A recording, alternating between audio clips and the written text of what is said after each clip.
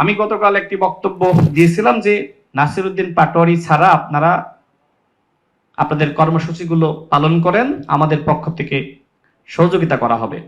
দেখেন, নাসিরউদ্দিন পাটোয়ারি হঠাৎ করে গত পরশুদিন আমাকে কল করে বিকালের দিকে। আমি ওই সময় কালীগঞ্জ উপজেলা, সেখানে একটি ফুটবল খেলা হচ্ছিল, সেই অনুষ্ঠানে আমি প্রধান অতিথি হিসেবে উপস্থিত ছিলাম।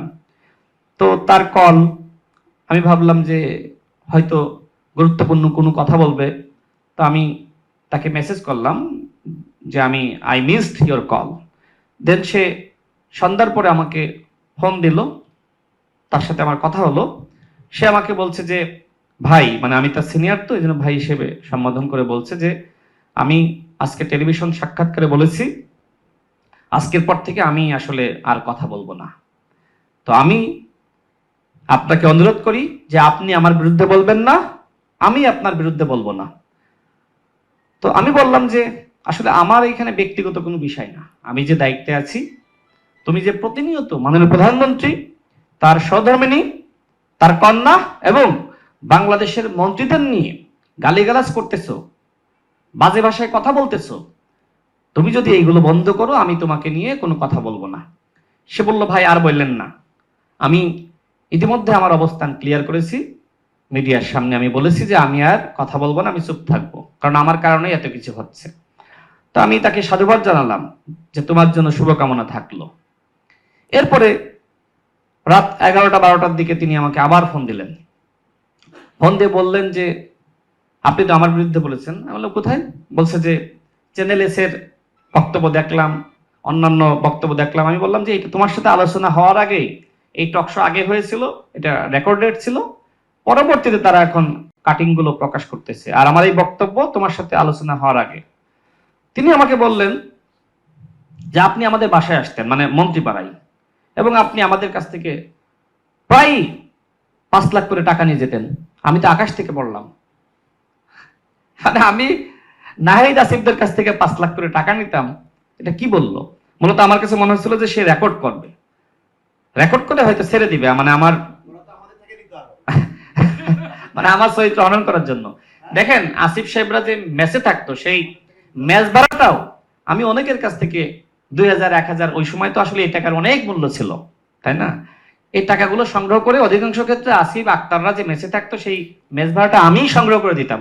আমার নিজের তো সক্ষমতা ছিল না, নিজের টাকাও দিই নাই, কিন্তু আপনাদের কাছ থেকে, জনগণের কাছ থেকে সেই মেস ভাড়াটা, কারোর মোবাইল লাগলে, কেউ ভর্তি হবে, সেই টাকাগুলো আমরা সংগ্রহ করে দিতাম। আজকে আমাকে উল্টো বলছে যে আমি নাকি মাসে মাসে গিয়ে প্রায় গিয়ে নাকি আমি নাহিদের বাসা থেকে টাকা আনতাম 5 লাখ করে।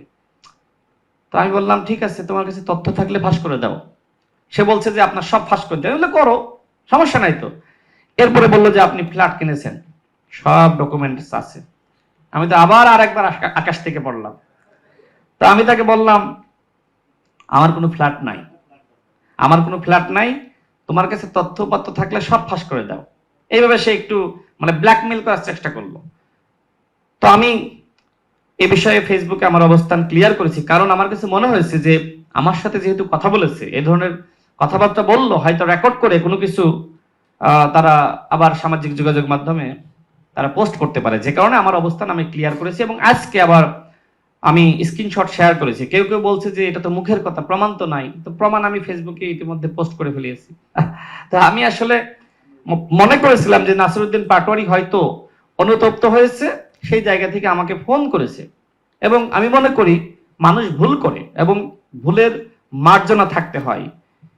কিন্তু গতকাল দেখেন, সে কমিটমেন্ট ব্রেক করলো, আমাকে কথা দিল যে সে আর এইগুলো করবে না। গতকাল কিভাবে মাননীয় প্রধানমন্ত্রীকে গালিগালাজ করেছে, করে নাই? করছে তো। মানে কি ভাষায় কথা বলেছে এগুলো তো আমরা বলতে পারি না, যে কারণে আমি বললাম না। অর্থাৎ নাসিরউদ্দিন পাটোয়ারি এখন আসলে ভারসাম্য হারিয়েছে, যে কারণে আমি এনসিপি কে বলবো যে একজন মনোরোগ বিশেষজ্ঞ যদি অতি দ্রুত তাকে না দেখান, সে কিন্তু পাগল হয়ে যাবে। সে ভারসাম্য হারাচ্ছে। সে আমাকে কথা দিল যে আর কথা বলবে না, গালিগালাজ করবে না। এরপরে মিডিয়া যে সময় তার সামনে গেল, সে মিডিয়া দেখলে আসলে নিজেকে সামলাইতে পারে না। সে ভাবে যে আজকে যদি ভালো কথা বলি মিডিয়া তা প্রচার করবে না, গালিগালাজ করলে আমি ভাইরাল।